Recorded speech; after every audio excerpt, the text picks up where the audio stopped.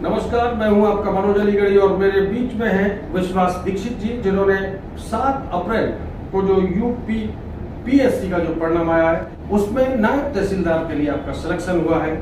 विश्वास जी, बहुत बहुत बधाई, आपको शुभकामनाएं। Thank you sir. तो आखिर हम बात करते हैं कि विश्वास दीक्षित जी जो लगभग मुख्यालय से 20 किलोमीटर दूरगामी गांव से आते हैं, जिन गांव में जाने के मार्ग 75 वर्ष होने के बाद भी पूरे तरीके से मुख्य मार्ग से नहीं जुड़े हुए हैं। और हम बात करेंगे कि ये जज्बा और जुनून ऐसी परेशानी में यहाँ मार्ग ना हो, रास्ते बेहतर ना हो और काफी समस्या से वक्त पर कहीं ना पहुंच पाते हो, लेकिन आपने यूपी पीएससी में सिलेक्शन करके वक्त पे पहुंचने की जो एनर्जी आई थी वो कहाँ से आई है सर? धन्यवाद सर।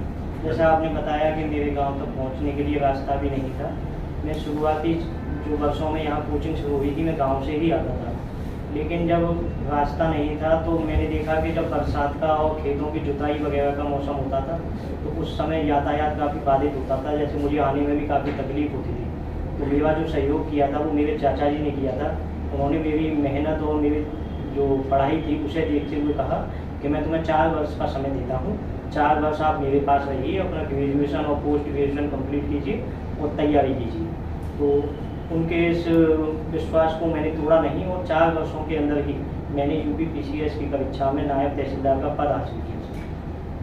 विश्वास जी, मैं आपके गांव गया था और मुझे पता चला कि दुर्गम रास्ते हैं और गांव में नहीं मिले थे मुझे, लेकिन जब मैंने आपकी बैकग्राउंड पता करी तो आप पर मात्र 3 बीघा जमीन है और आपके शिक्षित पिता जो एक निजी गांव के ही निजी विद्यालय में मात्र 3,500 रुपए की नौकरी करते हैं। सुनकर आश्चर्य हुआ कि मात्र 3,500 रुपए कमाने वाले पिता के 3 पुत्र और उसमें भी एक बेटा का नायब तहसीलदार के लिए सिलेक्शन हुआ, जहां एक और मोटी मोटी फीस देकर कोचिंग सेंटरों में बच्चे जाकर निराशा हाथ में लगती है उनके। और तो आपके पिता सतीश कुमार दीक्षित जो मात्र 3 बीघा जमीन पर भूमि पर अनाज उगाते हैं और गांव के ही एक निजी विद्यालय में मात्र 3,500 रुपए वेतनभोगी हैं, उसमें भी आप 3 भाई हैं, जिसमें आप यूपी पीएससी कोचिंग कर रहे हैं।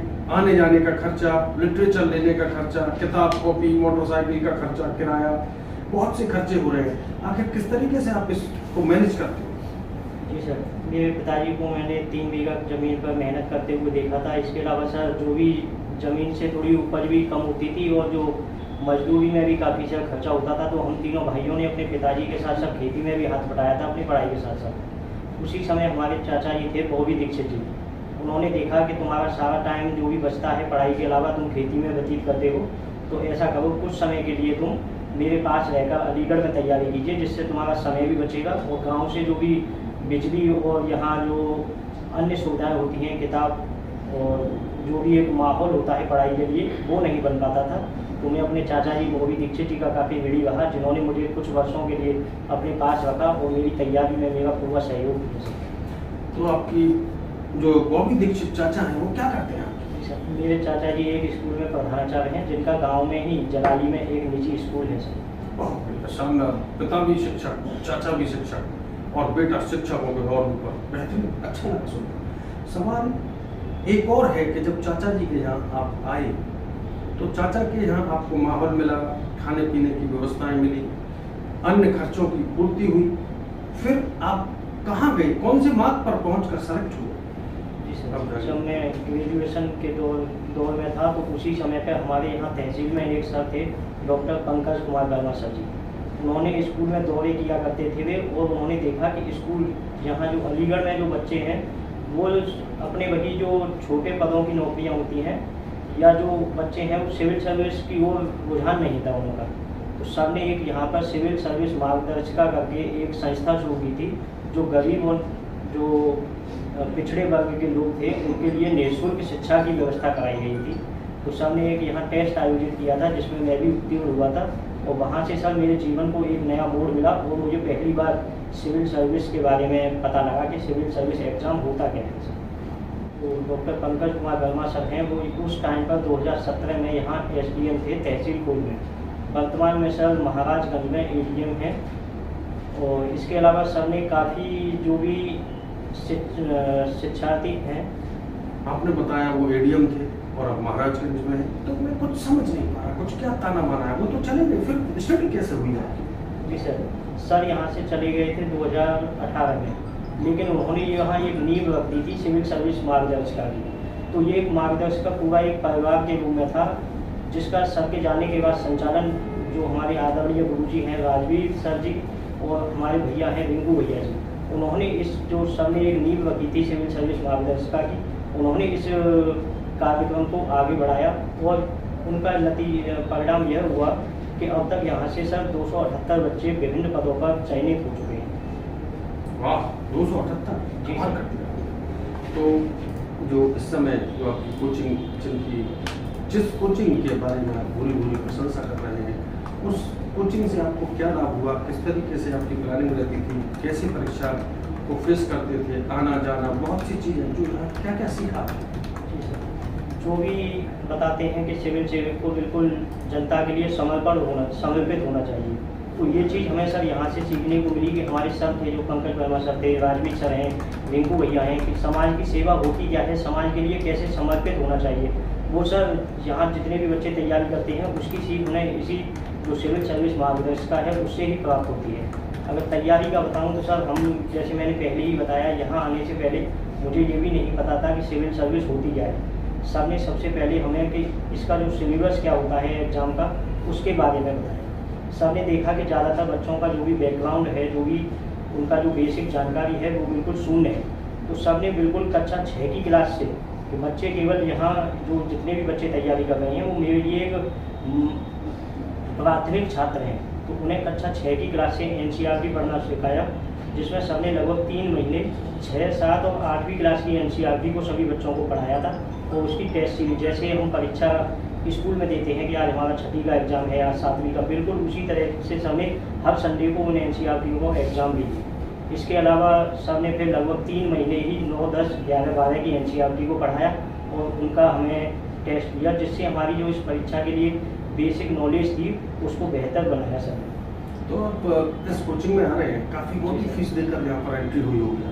जी नहीं सर, ये कोचिंग जैसे मैंने शुरू में ही बताया, यह एक निःशुल्क एक संस्था थी जिसमें नेचुरल संस्था है, तो राजवीर जी या रिंकू भाई आपके कोई रिलेटिव जरूर रहे होंगे? जी सर, कोई भी नहीं, हम तो इनको पहले से कभी जानते ही नहीं। ये तो आदरणीय पंकज वर्मा सर। नहीं, ऐसे कैसे हो सकता है निःशुल्क और बिना रिलेशन, बिना सोच सिफारिश और रिश्वत के? कब होता है काम, बता दो। जी सर, आप कैसी बात कर रहे हैं? ऐसा होता नहीं है, लेकिन सर ने एक उदाहरण पेश किया था। सर जो एक समाज सेवक के रूप में यहाँ उभरे थे, उससे जो सर के साथी थे उन्होंने देखा कि जब एक जो SDM पद पर चयनित होने के बाद एक इतना अच्छा वेतन और सारी सुविधाएं मिलने के बाद भी यहाँ के जो गरीब छात्र हैं उनके लिए एक ऐसा संस्था शुरू की है, तो क्यों ना हम भी उनके साथ जुड़ के समाज में अपना एक मुख्य योगदान दे सकें।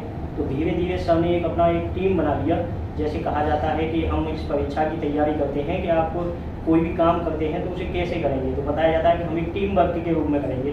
तो सर ने अपनी उस इमोशनल इंटेलिजेंसी होती है सर जो हम पढ़ते हैं, उसको एक टीम वर्क के रूप में बनाते हुए, जैसे कि दूसरे की भावनाओं को जानते हुए और अपनी भावनाओं को समझते हुए ही उन्होंने इस सिविल सर्विस मार्गदर्शिका को शुरू किया था। इसके अलावा सर ने हमें यही भी सिखाया, जैसे यहाँ जो भी बच्चे मुख्य परीक्षा और इंटरव्यू को फेस करते हैं उन लोगों को भी यह सीख दी कि तुम अब यहाँ पर जो भी हमने तुम्हें सिखाया, अब आने वाले जो भी बच्चे हैं उनको भी तुम यहाँ निःशुल्क शिक्षण दो।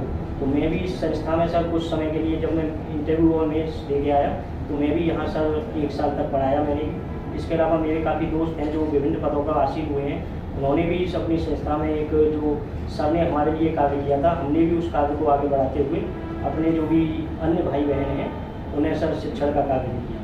बहुत बढ़िया, कह सकते हैं ये पे बैक टू सोसाइटी के पैटर्न पर इस संस्था के संस्थापक डॉक्टर पंकज वर्मा जी, जो सरकारी सेवाओं में पदों पर आसीन हैं, उन्होंने निस्वार्थ भाव से शोषित, वंचित, पीड़ित, गरीब और कमजोर तबके के लिए जो महंगी गाड़ियों में, महंगे लाइफ स्टाइल में और मोटी फीस देकर जो बच्चे नहीं शिक्षित हो पा रहे थे इन परीक्षाओं के लिए, वहाँ पर उन्होंने एक ऐसी चिंगारी लगाई, एक ऐसा प्रयास किया जो आज शानदार पुष्प के रूप में या फलदार वृक्ष के रूप में सामने आ रहा है। जो लोग समाज के लिए कार्य करते हैं वही शानदार ऑफिसर बनते हैं। जब इस संस्था की शुरुआत हुई तो कुछ मठाधीशों ने उनको डिस्टर्ब करने का भी प्रयास किया, लेकिन डॉक्टर पंकज वर्मा के शानदार प्रयास को हजारों लोग सलाम कर रहे हैं। पंकज वर्मा जी, आज मैं बता दूं कि उत्तर प्रदेश ही नहीं बल्कि अन्य प्रदेशों से भी फोन आकर आपको लोग इतनी शुभकामनाएं दुआएं दे रहे हैं कि यकीनन उन दुआओं का आपको जरूर लाभ मिलेगा और आप इसी तरीके से लोगों को कल्याणकारी कार्यों को कर आगे बढ़ते रहें। ये बहुत से लोगों की शुभकामनाएं और आप एक शानदार ऑफिसर है। ये आपने अलीगढ़ की सड़क, नगर, डगर, दरो दीवार पर लिख दिया है कि जो अच्छे काम करते हैं लोग उन्हें भुला नहीं सकते। हमारे साथ में थे विश्वास दीक्षित जी, जिन्हों से आज थोड़ी सी बात हुई है और अगली मुलाकात होगी इनकी माँ से, इनके पिता से, इनके गांव सिल्ला, हिसाबनपुर से। बहुत बहुत धन्यवाद। जय हिंद, जिंदाबाद।